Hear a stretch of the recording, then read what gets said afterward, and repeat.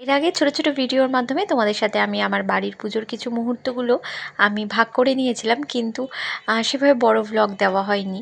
তো বেশ অনেক দিন বাদে বড় ভ্লগটা আজকে তোমাদের সাথে আমি শেয়ার করছি। সো হ্যালো এভরিওয়ান, আমি মৌমিতা। আমার আরও একটি ব্লগে তোমাদের অনেক অনেক ওয়েলকাম। পুজোর দিন সকালের প্রস্তুতি কিন্তু একেবারে জোর কদমে চলছে।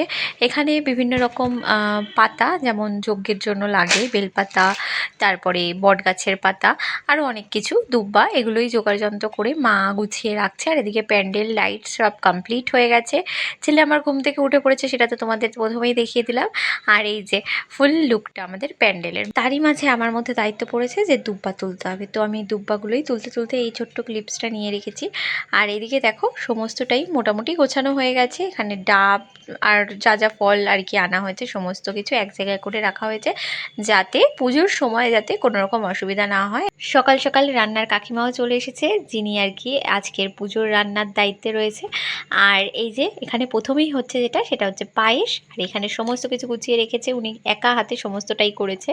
আলুর দম, পোলাও, পায়েস, এই হচ্ছে মেনু। আর এদিকে হচ্ছে দাঁড়ঘট বসানো হচ্ছে, যেটা আমার বরমশাই করছে। আর এদিকে রান্না চলছে।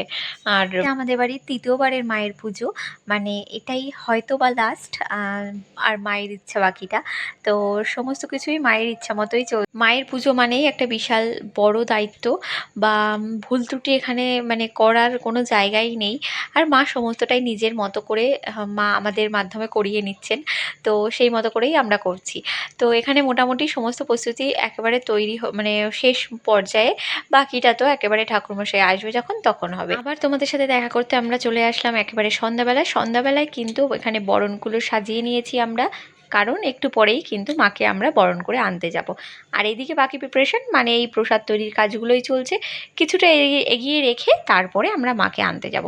তো সবাই মোটামুটি কিন্তু রেডি, দেখতেই পাচ্ছ। অতিথিরাও চলে এসেছে, লোকজন বাড়িতে আসা শুরু করে দিয়েছে, আমরাও রেডি হয়ে গেছি। আর এদিকে আমার পাপাও রেডি হয়ে গেছে, কিন্তু এত লোকজন দেখে ওই একটুখানি চুপচাপ রয়েছে, কারণ মানে এতটা লোকজন তো সচরাচর দেখে না। চলো তাহলে মাকে আনতে যাওয়া যাক। তো এই যে আমরা বেরিয়েও পড়েছি।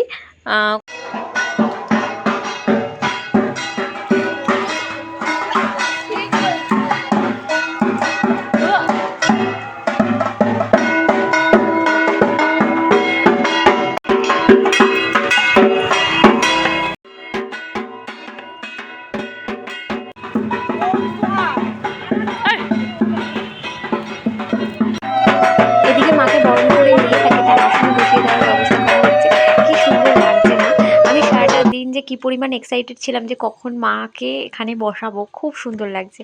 আর এদিকে দেখো এখানে খাবার পরিবেশন করা হচ্ছে। আর এদিকে আমার পাপা তার জেঠি দিদিউনের কোলে বসে রয়েছে। আর এদিকে খাবার পরিবেশন করা হচ্ছে। তো বর আর বোন মিলেই আর কি, আমার বর আর বোন ওরাই সবাইকে পরিবেশন করে দিচ্ছে।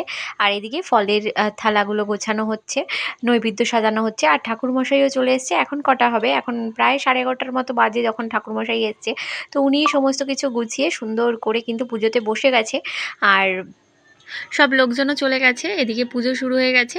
আর আমরা এদিকে বসে পুজো দেখছি। কতক্ষণ বসতে পারবো আমি জানি না, কিন্তু যতক্ষণ পারবো ততক্ষণ বসবো, কারণ এরপর ছেলেকে খাওয়ানো ঘুম পাড়ানো রয়েছে। আর এতক্ষণ পর আমার মাকে দেখা গেল। আসলে নিজের বাড়িতে পুজো বা কোনো অনুষ্ঠান হলে যেটা হয় আর কি, তো মাকে আমরা জোর করে না আজকে আট পৌরে করে শাড়ি পরিয়ে দিয়েছিলাম। মা পরতেই চাইছিল না, তো এইভাবে শাড়ি পরিয়ে দিয়েছি। দুই মাকেই কিন্তু খুব সুন্দর লাগছে আজকে। ঠিকমতো আমরা নিজেদের ক্লিপসই নিতে পারিনি, তার কারণ হচ্ছে এত ব্যস্ততার মধ্যে সম্ভব হয়ে ওঠেনি। না মাকে পাওয়া গেছে ঠিকমতো, না আমরা কেউ আর কি ঠিকমতো একটু ভিডিও ফটো তুলেছি নিজেদের। যাই হোক, তোমরা পুজোটা পুরোটা দেখতে থাকো। আর এই যে ঠাকুরমশাই, তার মন্ত্রপাঠটা আমার সত্যি খুব ভীষণ ভালো লাগে। মানে তার জন্য এই মন্ত্রপাঠগুলো তোমরা শোনো, খুব ভালো লাগছে আমার। তার জন্য পুরোটা এইভাবে শুনে পুজোটা তোমরা দেখো। আর কোনো কথা বলছি না তোমাদের সাথে।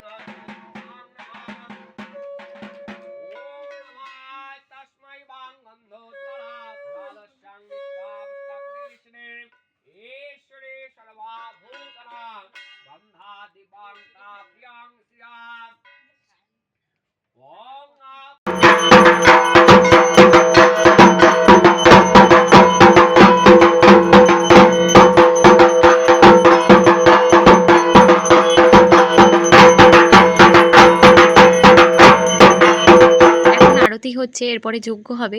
তো তোমরা এই ভিডিওর মাধ্যমেই আরতিটা দেখো আর মায়ের আশীর্বাদ নিয়ে নাও। আর সকলের মায়ের কাছে চাই যে সকলে খুব সুস্থ থাকুক, ভালো থাকুক, সকলের মঙ্গল হোক। তো আমার একটাই মন খারাপ যে এরপরেই কিন্তু ভোর থাকতে থাকতে মাকে বিসর্জন দেওয়া হবে, কিন্তু কিছু করার নেই, এটাই নিয়ম, এটাই করতে হবে। কি ভালো লাগছে এই এখন বাজে মুহূর্তগুলো। 3:30-এর মতো। তো এবার যজ্ঞ শুরু হলো আর এদিকে আমরা সবাই মিলে বসে আছি। আমি তো এতক্ষণ পর এসে বসার সময় পেলাম, কারণ ছেলেটাকে নিয়ে ঘুম পাড়াচ্ছিলাম, ও ঘুমালো গভীর। তারপরে এদিকে আমি আসলাম, একটু পুজো দেখছি, মায়ের কাছে তো বসাই হয়নি, তো বসে একটু পুজোটা দেখছি। প্রায় শেষ হয়ে গেছে পুজো, এই যে এখন 6টা বাজে, এখন এই মাকে সেই বিসর্জন মুহূর্ত দেওয়া যখন মা চলে যাচ্ছে আর খুব মন খারাপ লাগছে এই সময়। তো মায়ের কাছে সকলের জন্য মঙ্গল কামনা, আশীর্বাদ চেয়ে নিয়ে মাকে বরণ করে মার বিদায় জানালাম মাকে।